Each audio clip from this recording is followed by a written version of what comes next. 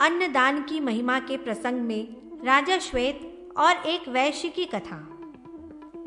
भगवान श्री कृष्ण कहते हैं, महाराज, किसी समय मुनियों ने अन्नदान का जो महात्म्य कहा था उसे मैं कह रहा हूँ, आप एकाग्रचित्त होकर सुने। अनग, आप अन्नदान करें जिससे तत्काल संतुष्टि प्राप्त होती है। वन में श्री रामचंद्र जी ने दुखी होकर लक्ष्मण से कहा था, लक्ष्मण, संपूर्ण पृथ्वी अन्न से परिपूर्ण है, फिर भी हम लोगों को अन्न नहीं मिल रहा है। इससे यही जान पड़ता है कि हम लोगों ने पूर्व जन्म में ब्राह्मणों को कभी अन्न का भोजन नहीं कराया। मनुष्य जिस कर्म रूपी बीज को बोता है, जैसा कर्म करता है, वह उसी का फल पाता है। संसार में यह ठीक ही कहा जाता है कि बिना दिए कुछ नहीं मिलता। भोजन योग्य जिस अन्न का दान किया जाता है वह अन्नदान परम श्रेयस्कर है। भारत, भोज्य पदार्थों में बहुत से पदार्थ हैं, किंतु अन्नदान का दान सब दानों से श्रेष्ठ है। सत्य से बढ़कर कोई पुण्य नहीं, संतोष से बड़ा कोई सुख नहीं और अन्नदान से बढ़कर कोई दान नहीं है। स्नान, अनुलेपन और वस्त्रालंकारों से मनुष्यों को वैसी तृप्ति नहीं होती जैसी भोजन से होती है। इस विषय में एक इतिहास है। राजन, बहुत पहले एक श्वेत नामक चक्रवर्ती राजा हुआ करते हैं। उन्होंने अनेक यज्ञ किए और अनेक युद्ध में विजय प्राप्त की, अनेक प्रकार के दान दिए और धर्मपूर्वक राज्य पर शासन किया। राजा ने अनेक प्रकार के उत्तम भोग भोग कर अंत में राज्य का परित्याग कर वन में जाकर तपस्या की। अंत में वे दिव्य विमान में आरूढ़ होकर स्वर्ग गए। वहां विद्याधर, किन्नर आदि के साथ विहार करने लगे। अप्सराएं उनकी सेवा में रहती थीं। गंधर्व उन्हें गीत सुनाकर रिझाते थे। इंद्र भी उनका बड़ा सम्मान करते थे।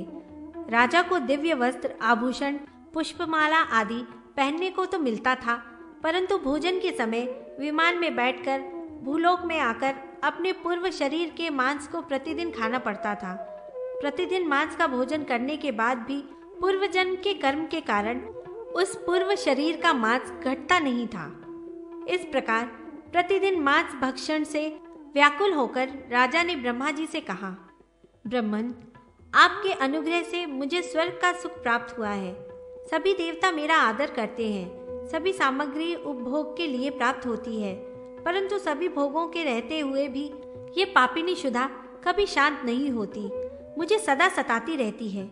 इसी कारण मुझे अपने पूर्व शरीर के मांस को प्रतिदिन खाने के लिए भूलोक में जाना पड़ता है और इसमें मुझे बड़ी घृणा होती है।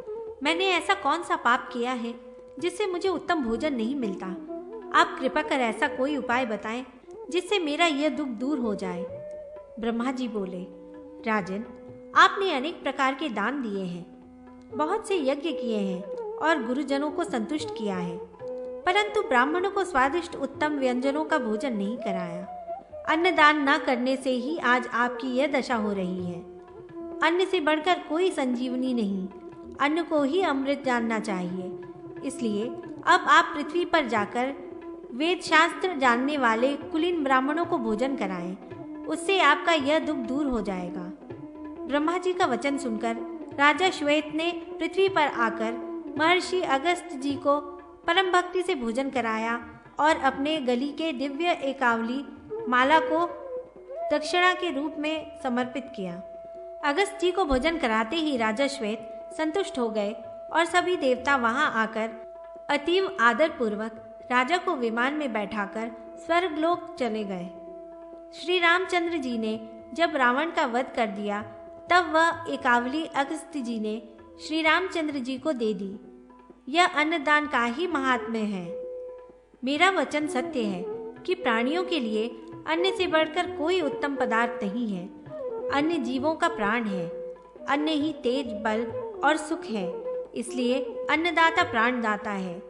भूखा व्यक्ति जिस दूसरे व्यक्ति के घर आशा करके जाता है और वहां से संतुष्ट होकर आता है, तो भोजन देने वाला व्यक्ति धन्य हो जाता है। उसके समान पुण्य कर्मा और कौन होगा? दीक्षा प्राप्त स्नातक, कपिला गौ, याज्ञिक, राजा तथा महोदधि, ये सब दर्शन मात्र से पवित्र कर देते हैं। इसलिए घर पर आए भूखे व्यक्ति को जो भोजन न दे सके, उसका गृहस्थ आश्रम व्यर्थ है अन्न के बिना कोई अधिक समय तक जीवित नहीं रह सकता। मनुष्यों का दुष्कृत अर्थात किया हुआ दूषित कर्म अन्न में प्रविष्ट हो जाता है। इसलिए जो ऐसे व्यक्ति का अन्न खाता है वह अन्न देने वाले के दुष्ट कृत का ही भक्षण करता है। इसके विपरीत अमृतमय पवित्र परान्न का भोजन करने वाले व्यक्ति का 1 महीने का किया हुआ पुण्य अन्नदाता को प्राप्त हो जाता है। जिस अन्न के दान का इतना महत्व है उसका दान क्यों नहीं करते? अर्थात थोड़ा बहुत अवश्य करना चाहिए।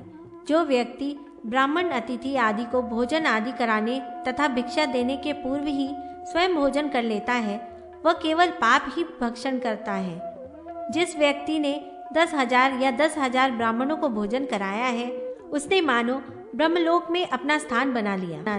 प्राचीन काल में वाराणसी में देवता और ब्राह्मणों का पूजक धनेश्वर नामक एक वैश्य रहता था। उसकी दुकान में एक स्थान पर एक सर्पिणी ने अंडा दिया और वह उस अंडे को छोड़कर कहीं अन्यत्र चली गई। वैश्य ने अंडे को देखा और उस पर दया कर उसकी रक्षा करने लगा।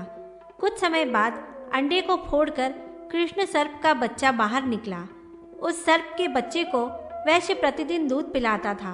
वह सर्प भी वैश्य के पैरों पर लौटता, उसके अंग को चाटता और पूरे घर में निर्भय हो घूमता रहता। वैश्य भी भली भांति सर्प की रक्षा करता। थोड़े ही समय में वह भयंकर सर्प हो गया।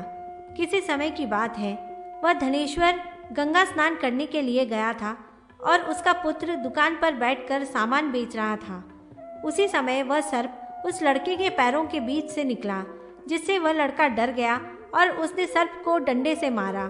चोट लगते ही सर्प उछलकर वैश्य पुत्र के सिर पर बैठ गया और क्रोधित होकर कहने लगा, मूर्ख, मैं तुम्हारे पिताजी की शरण में हूँ और तुम्हारे पिता ने ही मेरा पालन पोषण किया है, इसलिए मैं तुम्हारा भी भला ही चाहता था, परंतु तुमने मुझे अकारण ही प्रताड़ित किया है, इसलिए अब मैं तुम्हें जीवित नहीं छोड़ूंगा।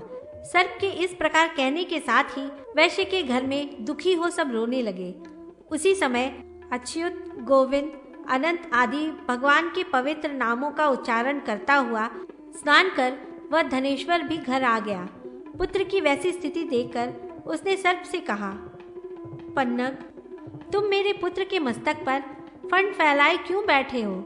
ये ठीक ही कहा गया है कि मूर्ख मित्र और हीन जाति में उत्पन्न प्राणी के साथ संबंध करना अपने हाथ से जलता हुआ अंगारा उठाना है।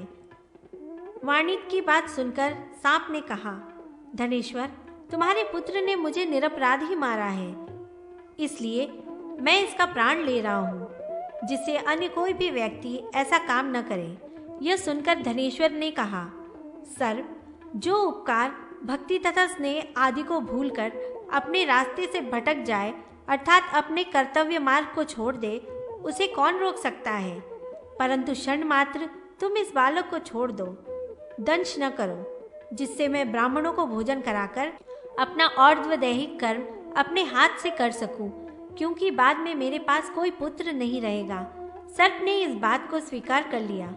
तदनंतर वैश्य ने वेद वेदता और जितेंद्रिय 1000 ब्राह्मणों तथा सन्यासियों आदि को घी पायस सहित मधुर स्वादिष्ट भोजन कराया। भोजन से संतुष्ट हो ब्राह्मणों ने प्रसन्न होकर कहा, वाणिक्य पुत्र, ब्राह्मणों की आज्ञा से तुम चिरंजीवी हो, तुम्हारे सभी शत्रु नष्ट हो जाएं और तुम्हारा मनोरथ सिद्ध हो जाए। ऐसा कहकर ब्राह्मणों ने अक्षत और पुष्प वैश्य पुत्र के मस्तक पर छोड़े। ब्राह्मणों के वाग्वज्र से ताड़ित होकर वह सर्प मस्तक से गिरा और मर गया। सर्प को मरा हुआ देखकर धनेश्वर को बड़ा दुख हुआ और वह सोचने लगा कि मैंने इस सर्प को पुत्र की भांति पाला था और आज यह मेरे ही दोष से मर गया। यह बड़ा ही अनुचित हुआ। उपकार करने वाले में जो साधुता रखता है उसकी साधुता में कौन सी विशेषता रहती है? अर्थात वह प्रशंसा के योग्य नहीं है, किंतु जो अपकारियों में साधुता रखता है उसकी साधुता ही सराहनीय है। इस प्रकार अनेक प्रकार से पश्चाताप करते हुए दुखी होकर वैश्य ने न तो उस दिन भोजन किया, न ही रात्रि में सो सका। प्रातःकाल होते ही गंगा में स्नान कर देवता पितरों का पूजन तर्पण आदि कर घर आया और पुनः 1000 ब्राह्मणों को अनेक प्रकार के उत्तम व्यंजनों का भोजन कराकर संतुष्ट किया। इस पर ब्राह्मणों ने प्रसन्न होकर कहा, धनेश्वर, हम लोग तुमसे बहुत ही संतुष्ट हैं, इसलिए तुम वर मांगो। यह सुनकर उसने वर मांगा कि यह मृत सर्प पुनः जीवित हो जाए। वैश्य के यह कहने पर ब्राह्मणों ने अभिमंत्रित जल सर्प के ऊपर छिड़का। जल के छींटे पड़ते ही वह सर्प जीवित हो गया। यह देखकर धनेश्वर बड़ा ही प्रसन्न हुआ और नगर के लोग धनेश्वर की प्रशंसा करने लगे। महाराज, यह सहस्त्र ब्राह्मण भोजन अन्नदान का संक्षेप से मैंने महात्म्य वर्णन किया। जो व्यक्ति ब्राह्मणों को और अभ्यागतों को अन्न देता है, वह बहुत दिन तक संसार सुख को भोग कर विष्णु लोक को प्राप्त कर लेता है।